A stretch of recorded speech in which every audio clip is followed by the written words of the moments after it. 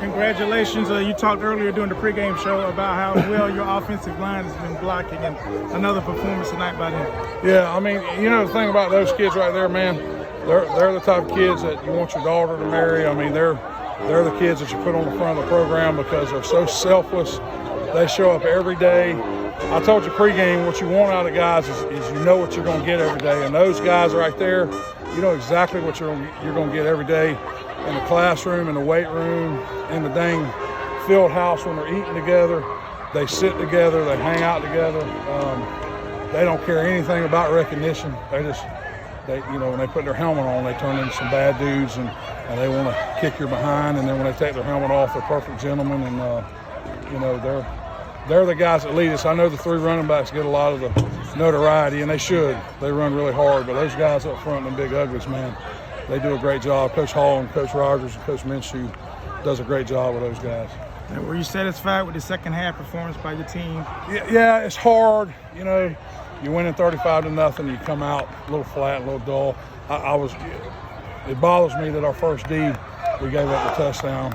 But they had two big stops, you know, when we had turnovers. But I was really proud of the second D right there, getting a stop, and then the offense going back in and getting a touchdown. And when you have a running clock, you know, that thing, you try to get kids in, but that thing runs pretty fast. So we got some kids in, some twos in. They got to play. Main thing, I think we came out healthy. I hope Dane is okay. That's a big deal there. But, you know, they'll get tomorrow. We'll put this one behind us and get ready for Greenbrier, you know. And we got to get better, though. It wasn't our best game, and we got to continue to get better. Greenbrier next week. We're now 3-0 in the region. That's huge. We're still in the chase for the region championship.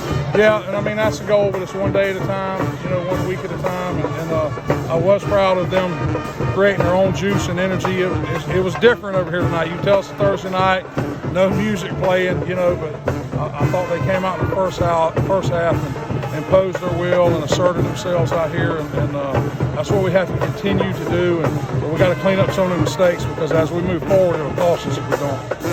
3-0. Good luck. Next week we'll be on the road again for another long trip against Greenbrier.